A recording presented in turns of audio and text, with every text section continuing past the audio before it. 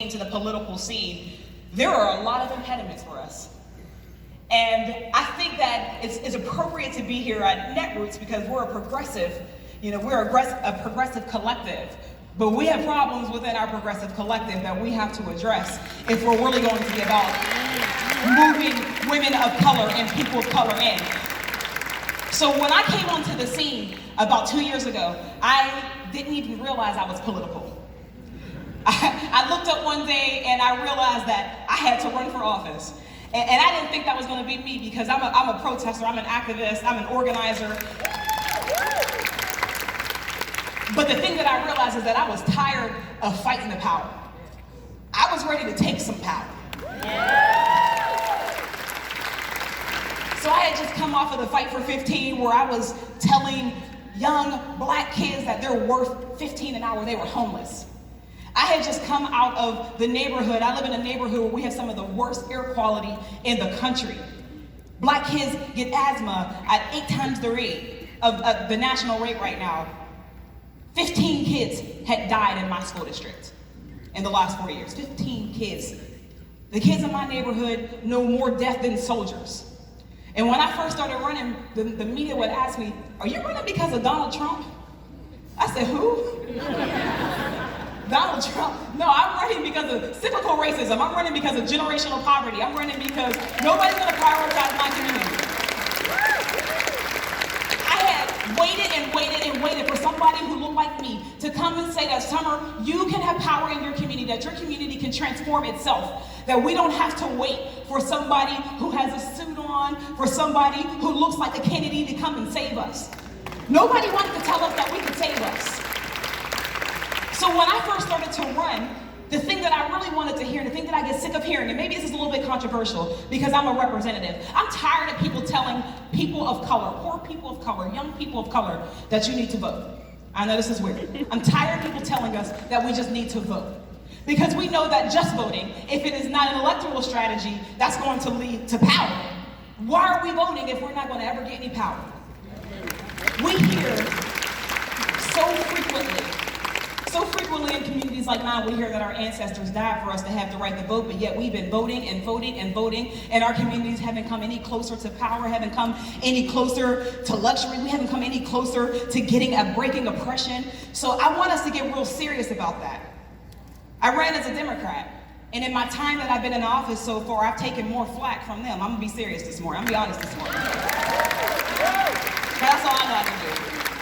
In my time since running, I ran against a 20-year incumbent whose entire family was in politics. Nobody thought that a young, poor woman, socialist, could win office. And not only that, the conventional wisdom is that I couldn't win in that district because that district was 75% white, but we ran anyways.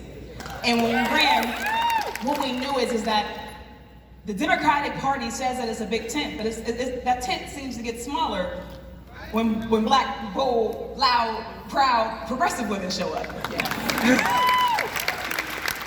So when we ran, we decided that we were going to build our own tent because we knew that that was the only way that we were going to finally be able to prioritize our issues. So we built a coalition from the ground up. We centered all of the people and all of the issues that we knew were dear and near to our hearts. And we were able to galvanize thousands and thousands of people who had never seen themselves run for office. Because before I had even run, I had never seen myself for office. So when people asked me what I wanted to be when I grew up, I never thought that this was even on the horizon. This wasn't even something that I can conceptualize. There are so many black girls and boys and women of color who are bold and progressive and loud who are just waiting to know that this space is for us too, because that's the next problem.